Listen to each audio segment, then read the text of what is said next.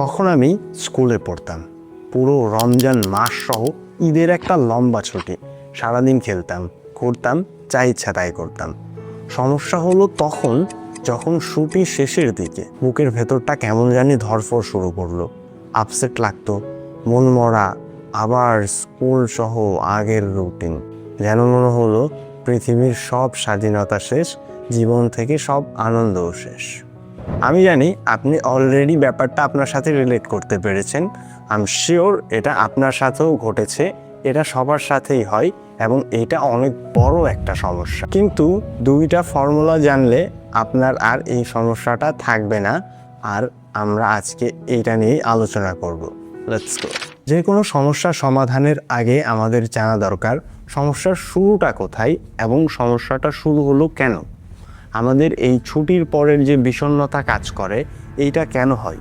অনেকগুলো গবেষণায় দেখা গেছে বড় কোনো ছুটির আগে মেন্টাল পেশেন্ট অনেক কম থাকে, কিন্তু ছুটি শেষ হবার পরেই সেই পেশেন্টের সংখ্যা 3 গুণ পর্যন্ত বেড়ে যায়। চলেন একটা গবেষণা দেখি। The post holiday blues. কি বলে এই গবেষণা?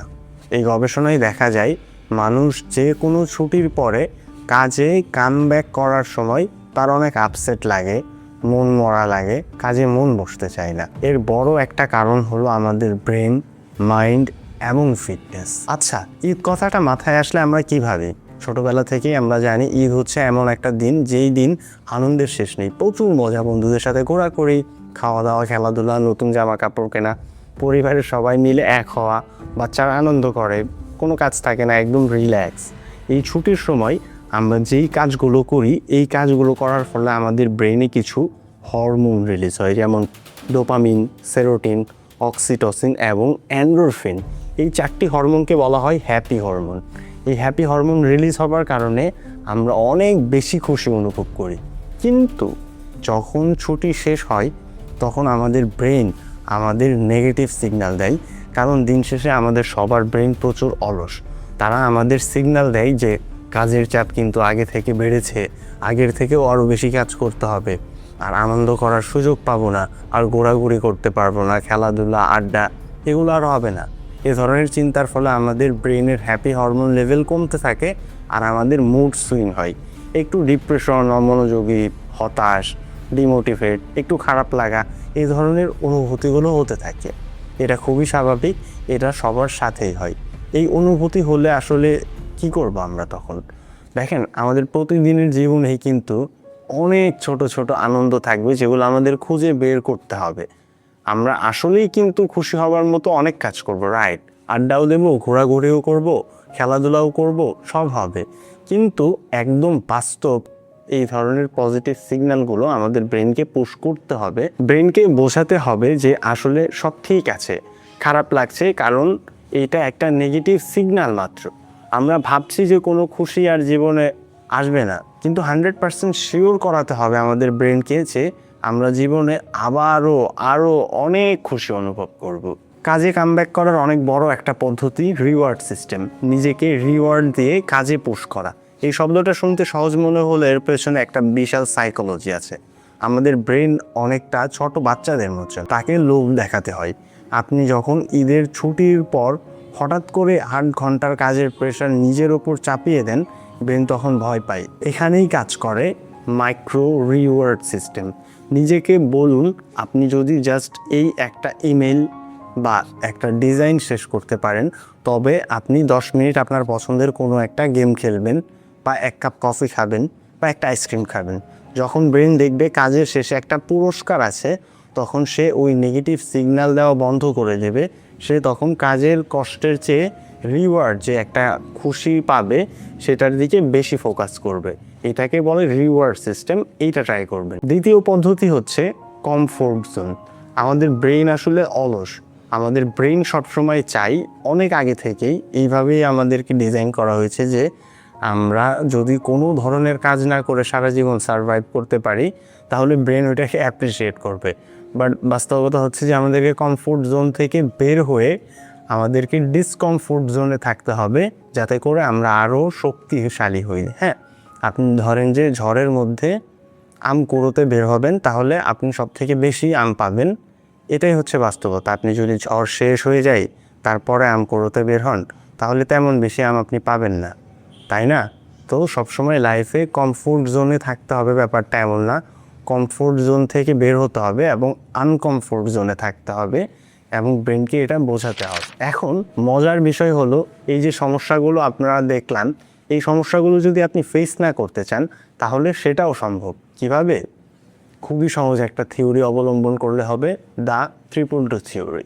222 থিওরির 3টা 2-এর মানে হচ্ছে, প্রথম 2 মিনিট। কোনো কাজ শুরু করতে আলসেমি লাগলে মাত্র 2 মিনিটের জন্য সেই কাজটা করতে বসেন, তারপর আপনি দেখবেন অটোমেটিকলি সেই কাজের সাথে আপনি ফোকাসড হয়ে গেছেন এবং সেটা করছেন। দ্বিতীয় 2 হচ্ছে 2 ঘন্টা।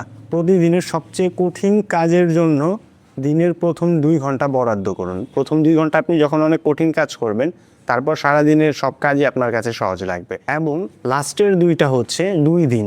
কোনো অবস্থাতেই আপনার অভ্যাস বা ডিসিপ্লিন টানা 2 দিনের বেশি ভাঙতে পারবেন না। একবার ভাঙলে ঠিক আছে, দ্বিতীয় দিনেই ট্র্যাকে ফিরতে হবে। তো আপনি ঈদের একটা ছুটিতে আছেন, রাইট? কিন্তু ঈদের ছুটিতে থাকার পরেও আপনি যদি 2 ঘন্টা করে কাজ করেন, তাহলে কিন্তু আপনার আর হচ্ছে যে ওই রকম লাগবে না যে একদম ছুটিতে ছিলাম, এখন হুট করে কাজে ঢুকতে হচ্ছে। সো আপনার যদি ডিসিপ্লিনটা ঠিক রাখতে হয়, কনসিস্টেন্সিটা ঠিক রাখতে হয়, তাহলে আপনার এই 222 ফর্মুলা অর্জন করতে হবে, মানে এটা আপনাকে মেনটেন করতে হবে। 222 ফর্মুলা যদি আপনি মেনটেন করেন তাহলে আপনার আর এরকম খারাপ লাগবে না, কারণ আপনি ঈদের দিনও 2 মিনিট হয়তো বা আপনি কোনো একটা কাজ করতে যাবেন, তারপরে ওইটাতে আপনি 2 ঘন্টা দিয়ে ফেলবেন। সো এইভাবে আপনি যদি একটানা 6-7 দিন ছুটিতে কাটিয়ে ফেলেন, একদম কোনো কাজই না করেন, তাহলে আপনি একদম ডিসিপ্লিনের বাইরে চলে গেলেন এবং সেখান থেকে আপনি যখন কামব্যাক করতে আসবেন আপনার আসলে ভালো লাগবে না, আপনার একটু অন্যরকম লাগবে, উদাসীন লাগবে। বাট আপনি যদি ঈদের দিনও কনসিস্টেন্সি থাকেন, আপনি ঈদের দিন 2 ঘন্টা করে কাজ করেন, তাহলে আপনার প্রোডাক্টিভিটিও বাড়ছে, পাশাপাশি আপনার ডিসিপ্লিনটাও ঠিক থাকছে, হুট করে আপনার কাজে ঢুকতে হচ্ছে না। এবং ডিসিপ্লিন মেনটেন করার সবথেকে বড় জিনিসটা, কনসিস্টেন্সি থাকার সবথেকে বড় হাতিয়ার হচ্ছে এই 222 ফর্মুলা। এই 222 আমাদেরকে মাথায় রাখতে হবে। ডিসিপ্লিন ভঙ্গের মূল কারণ হচ্ছে যে আমাদের আলসেমি লাগলে যে কাজ করতে মনে চাইবে না, তখন আমরা ভাববো যে ওকে ঠিক আছে, প্রথম 2 যেটা, যে 2 মিনিটের জন্য আমি কাজ করি, তারপরে আমি কাজ করবো না। কিন্তু আপনি যখনই 2 মিনিট কাজ করবেন, আপনার ব্রেন আপনাকে কাজের দিকে নিয়ে যাবে এবং আপনি অনেকক্ষণ কাজ করে ফেলতে পারবেন। সেকেন্ড 2টা কী ছিল? যে আপনাকে 2 ঘন্টা সবথেকে কঠিন কাজটা করতে হবে, যেটার জন্য আপনার আসলে মূলত আলসেমিটা লাগবে, যে ভিডিও করতে হবে। এখন আপনি জাস্ট প্রথমেই সকালবেলা ভিডিওটাই করে ফেললেন, তারপরে আপনার হয়তো স্ক্রিপ্ট লেখার কাজ আছে বা অন্যান্য শুটিংয়ের কাজ আছে, এই ধরনের কাজগুলো করতে তখন আর আপনার বোরিং ফিল হবে না। এবং লাস্টের যেই 2টা, এটা সবথেকে ইম্পর্টেন্ট, আপনার ডিসিপ্লিন ভঙ্গ হয়ে যাবে আপনি যদি 2 দিনের বেশি একটা কাজ থেকে বিরত থাকেন। ধরেন আপনি প্রতিদিন সকালবেলা বের হচ্ছেন, দৌড়াচ্ছেন, আপনি 4, 5, 6, 7, 8 মাস পর্যন্ত দৌড়েছেন এবং এটা আপনি প্রচণ্ড লেভেলের একটা ডিসিপ্লিনের মধ্যে আছেন। কিন্তু যেই আপনি একদিন মিস দিবেন, এইটা মেনে নেওয়া যায় যে একদিন মিস হয়েছে। যদি আপনি দ্বিতীয় দিন মিস দেন তাহলেই শেষ। একদিন আপনি সর্বোচ্চ মিস করতে পারবেন, দ্বিতীয় দিনই আপনাকে ট্র্যাকে ফিরতে হবে, আর তা না হলে আপনার ডিসিপ্লিন নষ্ট হয়ে যাবে। সো আপনি যদি 222 ফর্মুলাটা অবলম্বন করেন তাহলে আপনার আর আপসেটও লাগবে না, খারাপও লাগবে না, কোনো কিছুই মনে হবে না। আর এখন তারপরেও যদি আপনার লাগে, আপনি বুঝতে পারছেন যে এটা একটা সিনড্রোম, যেটা কয়েকদিন পর ঠিক হয়ে যাবে এবং আপনি সব কিছু বুঝতে পারবেন যে আপনার ব্রেনের ডোপামিন লেভেলটা এখন কমে গেছে, কিন্তু এটা আস্তে আস্তে আবার বেড়েও যাবে। So that was the video. I hope this video will make you minimum 3% better. Let's go.